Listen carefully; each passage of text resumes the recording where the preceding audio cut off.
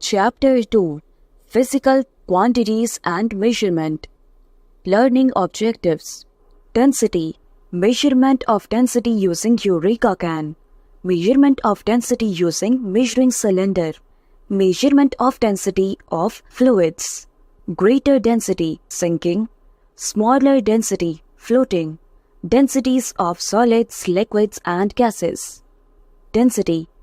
Density is the mass per unit volume. It can be measured in several ways. The most accurate way to calculate the density of any solid, liquid and gas is to divide its mass in kilograms by its volume. Length multiply length multiply length into width into height in cubic meters. Density can be found using the equation density is equals to mass upon volume. The unit of density is kg per meter cube. The density of water is approximately 1000 kg per meter cube and the density of air is approximately 1.2 kg per meter cube. If solid objects are placed in water and they sink, they have a density greater than water, 1000 kg per meter cube. The reverse is also true. If several liquids that don't mix, immiscible, are placed in the same container, the latest dense one will be rise to the top and the latest dense one will be rise to the top and the densest one will be sink to the bottom. This is also true of gases, but they are often harder to see because gases tend to mix with each other very easily. Measurement of density using Eureka can. Not all objects have regular volumes that can easy to measure. A Eureka can be used in these cases. A Eureka can is a container large enough to hold the object with a spout pointed near to top. This can is filled to the top with water and the object placed in it. The volume of the object is equal to the volume of the water that is forced through the spout. Eureka cans are named after a scientist called Archimedes who first recorded this idea. They are sometimes also called displacement vessels. Measurement of density using measuring cylinder.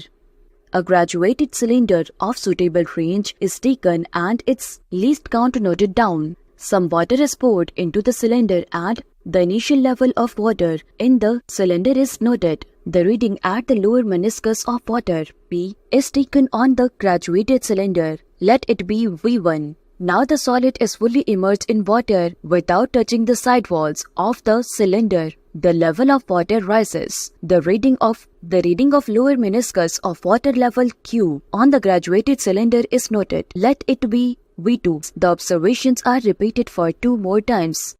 Precautions. The measuring cylinder must be dry and clean. Take the reading only when the body comes to rest. The body should be fully immersed in water. The solid body should not touch the solids on base of the cylinder. The solid piece should be wiped with a dry cloth before repeating the activity. Measurement of density of fluids. Density of liquids. All liquids have densities. In liquids, the density determines whether or not something will sink or float in that liquid. Take, for example, water, a substance. Whether it's a liquid or otherwise, with a greater density than water will sink. A substance with a lower density will float. If you decided to pour several different liquids into a bucket, you could compare the densities of the liquids by looking at where they sit in the bucket. Let's take a look at the densities of some everyday household liquids. Liquid type density. Lamp oil 0.80 gram per centimeter cube. Rubbing alcohol 0.87 gram per meter 0.87 gram per centimeter cube. Vegetable oil 0.91 gram per centimeter cube. Water 1.0 gram per centimeter cube. Dish soap 1.03 gram per centimeter cube. Corn syrup 1.33 gram per centimeter cube. Honey 1.36 gram per centimeter cube. As you can see, honey has the highest density at 1.6 grams per cubic centimeter, so the honey would sit at the bottom of the bucket. The lamp oil with the lowest density of 0.8 grams per cubic centimeter would float at the top. If you were to dye each of the liquids a different color before pouring them in together, you would be able to see a rainbow of colors layered according to density. We can calculate density of a liquid using the formula. Density is equals to mass upon volume.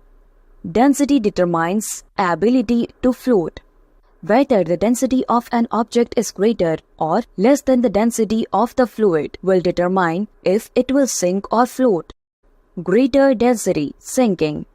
If you put an object in a fluid that has a density that is greater than that of the fluid, the weight of the column including the object will be greater than the weight of the column with only the fluid. For example, iron has a greater density than water.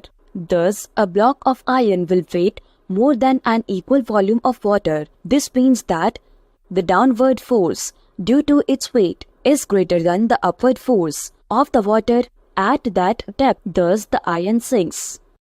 Lesser density, floating. On the other hand, if an object that has less dense than the fluid in which it is submerged, the total weight of the column above a given depth will be less than that of the fluid. For example, a piece of wood is typically lesser dense than water. Submerging the wood in the water results in an upward force or buoyancy that is greater than the downward force. The piece of wood tends to float upward. Another example concerns a balloon filled with helium. Since the density of helium is less than that of air, the buoyant force pushes the balloon upward. That is, the upward pressure on the bottom of the balloon is greater than the downward pressure due to the weight of the balloon and column of air above it. Floating on surface. An object with less density than the fluid will float upward until it reaches the surface of the fluid. At that position, only part of the object is submerged.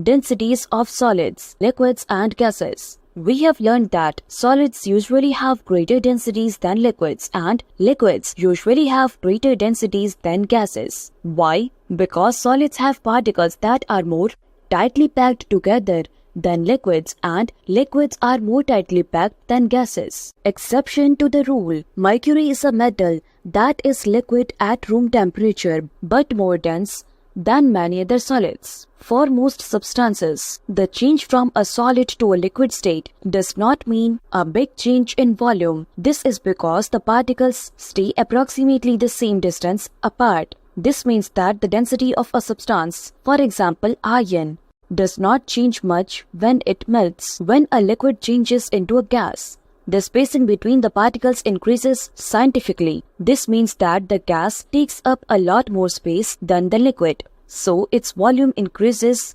dramatically. When a gas condenses to form a liquid, its volume decreases significantly. Summary. Density is the mass per unit volume. The unit of density is kg per meter cube. Density is equals to mass upon volume. Eureka cans are named after a scientist called Archimedes. All liquids have densities. A substance with a great density than water will sink. A substance with a lower density than water will float. Density determines ability to float. Solids usually have greater densities than liquids. Liquids usually have greater densities than gases. Density of a substance does not change much when it melts.